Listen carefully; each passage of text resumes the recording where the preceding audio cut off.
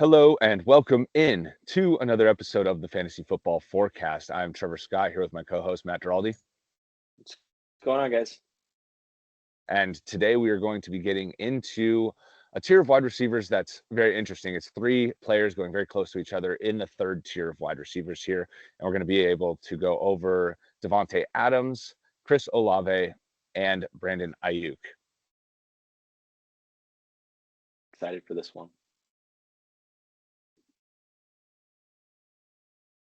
So we decided to do these three players because they're bordering on the top 10. All of them varying levels of upside, varying levels of safety, kind of new situations for a couple of them. One of them is disgruntled, so this is going to be a difficult decision that a lot of you guys are going to be facing here in the third round of your Superflex drafts. So um, the other thing about this group is this is kind of where um, it feels like it becomes a little bit easier to pick apart these wide receivers. Um, and so, if you're considering one of these guys as your first receiver, like if you go quarterback and then go running back and you're in the third round and one of these guys is going to be your number one, you really want to make sure that you hit on this player because there's a lot less um, wiggle room if you miss on your third round receiver here and one of these guys ends up not being that good. So, um, you know, it's an excellent tier of players to get in on too, especially if it is your one. Obviously, you and I like to have this tier as our three. If you can, if you go receiver up top. But even getting one of these guys as your two is definitely a great pick. So um, this is a very important tier, though, I will say. So we're going to get into these guys now. So starting with Davante Adams here. Last year, he was wide receiver 11, had 171 targets, massive target share, right? That's kind of Davante Adams' calling card here. That's where the major floor comes in for him, and his role is safe. He's going to be commanding all kinds of targets because he's just always going to be open. Over 100 catches, 1,150 yards, 8 touchdowns. Um, something that gets lost in the season numbers is kind of how disappointing he actually was last year. From week 4 to week 14, I mean, I think he broke double-digit points in half PPR once. And then, I think a lot of teams will have been knocked out of the playoffs if they played him in the semifinal week in week 16 because he had one catch for 4 yards that week. So, there is some narrative here around Davante last year. If you had him and you see these numbers, it's like, okay, he wasn't actually that good. And You're racked up speaking racked from up experience. well, I am speaking from experience. I'm speaking Yeah. I did have a very heavy wide receiver build last year, so it's not like I was relying on him as my number one. And I kind of was able to hide that lack of production a lot of weeks because of the other receivers I had on my team.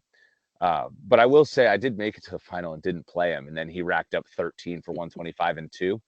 Right. So and then in week 18 he had another big game that's fueling a lot of those numbers that you see on the screen there. So overall, I understand if you're frustrated by owning Davante last year and you see this and you're rolling your eyes at wide receiver 11, like, come on, yeah, get out of here with that. But, it just shows that he does still have the upside. He was playing at the end of the year with Aiden O'Connell, who is in the running for starting quarterback this year. And I think, you see the wide receiver 9 projection and have relatively similar numbers that he put up last year.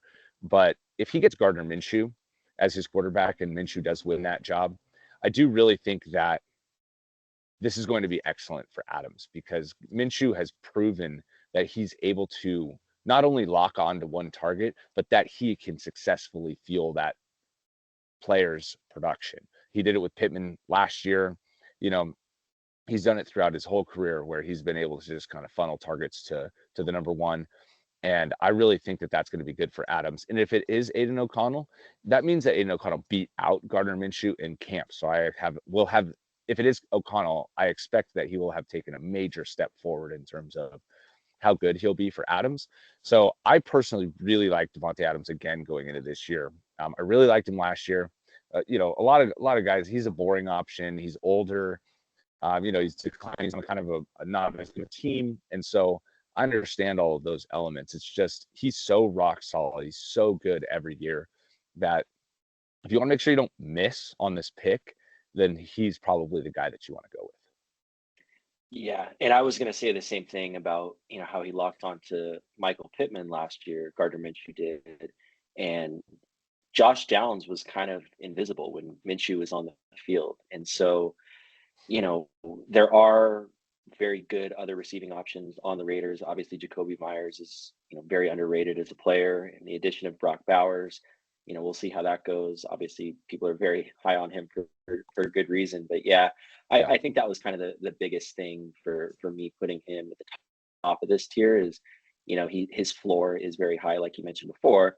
And, even with O'Connell, he was averaging like 10 catches a game. I know that was kind of skewed with some weird games here and there, but like you said, if he does win the starting job, then there's a reason for that. It's not just going to be, oh yeah, you're the younger guy, like go get him, bud. Like yeah, it'll be because he took a massive step forward. yeah. So I really like Adams. I think, despite his subpar production in most weeks last year, that he's going to be excellent again this year. And the other thing too about Adams that's unique, I mean, you see this a little bit with, or you see this a lot with the top end receivers, but in this tier specifically, he just has the ability to win you a week, right? Like if O'Connell or Minshew just lock onto him, the game plan is to get him the ball early and often and a lot. He can really make a major difference. He can score. He's really good in the red zone. So like, he has that upside any given week. So I do like having that at receiver. Cool. So speaking of major upsides, let's get into Chris Olave here. So he finished as wide receiver 19 last year. No doubt a disappointing season. He had 138 targets, 87 for 1105, and that 5 touchdown number. It's just when we're looking up in this tier of receiver, if you only put up 5 touchdowns, like you're going to be a disappointment as a top 10 drafted wide receiver here. So I do think, it was his second year. He was getting more. It was Derek Carr's first year in the offense. And, I think that going into this year, I would hope, anyways, that he's going to become even more of the focal point. That 138 targets, I think, was lower than we all expected as the number one in the offense. So I hope that number can grow, kind of like it did with AJ Brown, into the 150s, and that would really help him establish a better floor. But in terms of weekly upside, he has massive weekly upside. He is a burner and he can score on any play. He can put up 80 yards on any touch. So I really do like Olave. I just feel like the volume was a little disappointing, and I'm hoping that another year in the offense with Carr will help him overcome maybe some of the miscommunications or some of the offensive coordinator will figure out more ways to manufacture him the ball with Carr. Yeah, and I love Chris Olave. I mean, he just to kind of paint a story of how he ended up at Ohio State. So he's from down in San Diego, California. He was like a three-star recruit, not highly touted. Ryan Day was actually there scouting their quarterback and saw him on the field and was like, I need to get this guy on my team. And watching him and Garrett Wilson on the same field was just so special over the years. And, I drafted him on my fantasy team the last 2 seasons. And yeah, he kind of had a disappointing year and the offense was a little bit weird last year. But, looking at the upgrades that they made, they brought in, the new offensive coordinator, Clint Kubiak, who was the passing game coordinator for San Francisco. So now we're going to have to hear again about the genius of the Shanahan tree if that worked out because everyone just loves the Shanahan tree. And then in the draft, a lot of people thought maybe they would go Bowers or receiver, but they ended up taking offensive tackle Talisi Fuaga out of Oregon State, who's just a stud. I've read reports that they're already moving him into the left tackle spot. Should give him more time to throw. I think the offense overall is going to be quite a bit better. And he doesn't really have a whole lot of competition on the field. Like he's got Rashid Shaheed, Taysom Hill's going to do some weird stuff, obviously, but he's their true alpha number one coming into his third year. So I'm tempted to move him up over Adams, and he's probably someone I'm going to be reaching on a few different teams just because he's kind of just one of my favorite players on top of all of it. But yeah, I hope that they're running a good system. And, I mean, we saw how good he can be when they benched Carr for or not Jameis Williams, Jameis Winston, Winston, and yeah. he just exploded in the second half, and it was like, yeah, this is what happens when you give your best player the ball. But yeah, I'm really excited for Olave this year, man.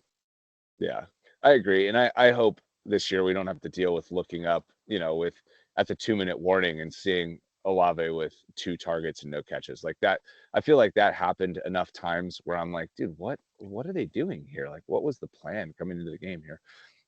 So, hopefully hopefully they get him more involved early and they can let the offense run more efficiently and run directly through him. I think it's time. And, I think, again, as your number one receiver, he's maybe a little bit more scary. But if you believe in your ability to draft later and build a solid team and you want to go for upside, like you really believe in the model of like, if you're not first, you're last, and you want to make sure that you have as much upside on your team as you can, I think Olave is your player of this tier.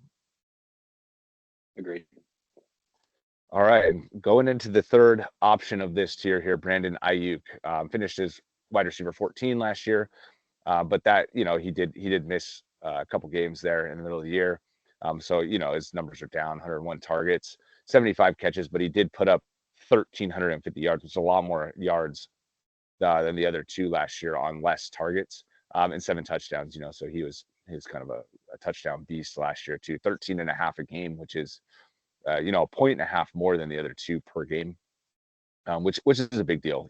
That's a tier break in terms of how much better he was on a per game basis last year than the other two. So, looking at his projections, that's wide receiver 11. I mean, the projection is just so low compared to what he should be at, based on his last year rates and numbers and stuff. Only 72 catches, unless they're projecting him for 14 or 15 games. Like that, those numbers feel really low to me. So overall, though, obviously he has the underlying context of having a very crowded offense, right? When you have Christian McCaffrey, Debo Samuel, and George Kittle on your team, there are going to be weeks where inevitably you kind of got left out.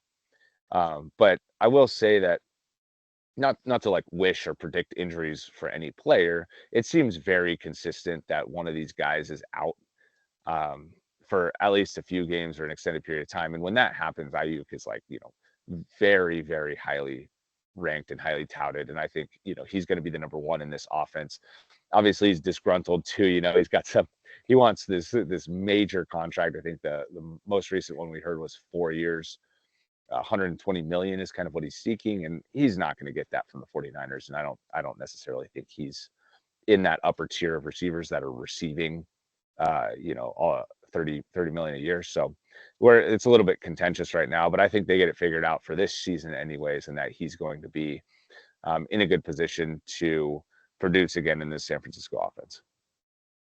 Yeah, and the thing like you mentioned that scares me away a little bit is there's so many mouths to feed on this Yeah. offense. And if you're drafting a guy this high, and especially if you're drafting him to be your number one receiver, and especially if you're drafting him to be your number one receiver if you play a three wide receiver format, and there's going to be weeks where he has, 4 targets, and maybe those 4 targets go for 60 yards and no touchdowns, but that's not really what you want. And on top of not really what you want, say what you want about Ricky Pearsall, but they drafted him in the first round. They reached to get their guy, and that's going to add one more mouth to feed on this offense. I don't expect him to be this fantasy relevant stud that takes over, but when McCaffrey's running the ball down the field and a couple more targets go in someone else's direction, I don't know. I'm really really tempted to put Harrison over Ayuk. I haven't done it yet, but I'm going to be kind of going in that direction, and I don't think he's someone that I'm going to be targeting a whole bunch this year. Yeah, and Pearsall's interesting, an interesting thing to bring up too, because I don't know if you remember when Ayuk got drafted himself, he was like 25th overall, and everybody's like, "What the? Who's that? Why is he getting Yeah, drafted so high?" There were multiple other receivers that were, kind of set in the prospect rankings ahead of him, and the San Francisco was stoked that they got him. They were talking him up, and they kind of did the same thing with Pearsall, right? It was like, okay, there's like three or hmm four other receivers here that are prospect ranked ahead at of least. I mean, they Pearsall. they they Yeah, passed on McConkey. They passed on Adonai Mitchell. Like They They could passed have gotten on Pearsall Keon later. Coleman. Like they Coleman. yeah, they passed on a lot of guys. That and they passed on Xavier Legette. Like there was a lot of receivers right there, and but they're talking about Pearsall in the same way that they kind of were talking about Aiyuk. Like they feel genuinely like they got a steal at 31 with Pearsall. So He's um, an excellent route runner, and just excellent like route Aiyuk, runner.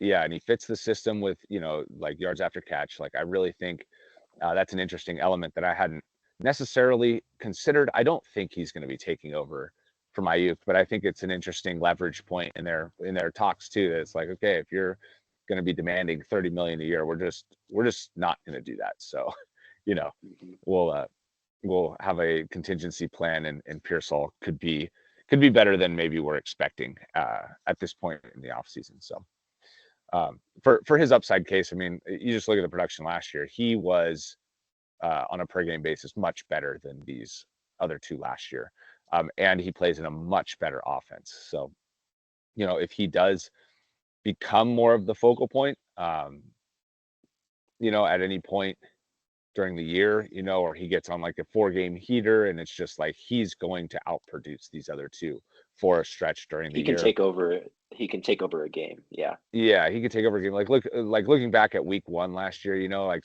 Aiyuk was going like the 7th round last year of Superflex leagues. And then week 1 he goes out and has 8 for like 120 and 2 touchdowns. And it's like, oh my God, why do we always put him behind Debo? Why is it that he's always ranked so yeah, low? So there is market correction this year. We're not forgetting this time, since he did this is the 2nd year in a row he did it. So I do want to say, like, he is extremely productive, and if you get him, you're going to be very happy that you have him as long as he's healthy. So I know you said about 4 targets and going for 60 yards and stuff. I think that could be any player, right? Like sure. there's Yeah, floors. Each one of these guys that we're talking about here does have a considerable floor. I think I'm Bad just trying to offense for talk myself. Adams and I'm talk talking yourself bad myself into Ayuk. moving Harrison. I'm talking myself into moving Harrison out into this tier. So Yeah. Yeah, and I could see it. I'm not ready. I'm not ready to do that on Harrison. I just am so rookie risk averse. I'd rather just take the more established players and miss on upside, but also not take on the risk of the downside that we see all the time from rookies. So I don't think I'm going to get there with Harrison, but maybe if we get much better camp reports and we start hearing stuff like he's going to be Jamar Chase as a rookie, then maybe I'll get there. Um, but yeah, so that's Ayuk, and so looking at the overall group here, right? So I have Adams ranked first, then Olave second, then Ayuk third. Matt has it Olave, then Adams, then Ayuk. So we both have Ayuk third, but do both acknowledge that he has some major upside right in that SF offense. And we went over the injury stuff, so that's just putting words to what we discussed. Um, Adams is going to have better QB play than he had last year. I can guarantee that. So, I'm very excited about him in terms of being a very consistent producer. And that's something that when you play in 3 wide receiver leagues, like getting somebody that's very good, has that weekly upside, and can be a very consistent producer on top of it, you're not going to get a lot of bottom out weeks. I think is going to make Adams very valuable. And then, Olave comes in with the continuity from last year and, can hopefully get over that touchdown uh, the touchdown wall that he's kind of faced so far in his career, and get up in that 8 to 10 touchdown range, and that would really push him into the top tier of receivers. awesome, man. I think that's all I had. All right, and with that, we'll see you guys in the next one. Thanks for watching.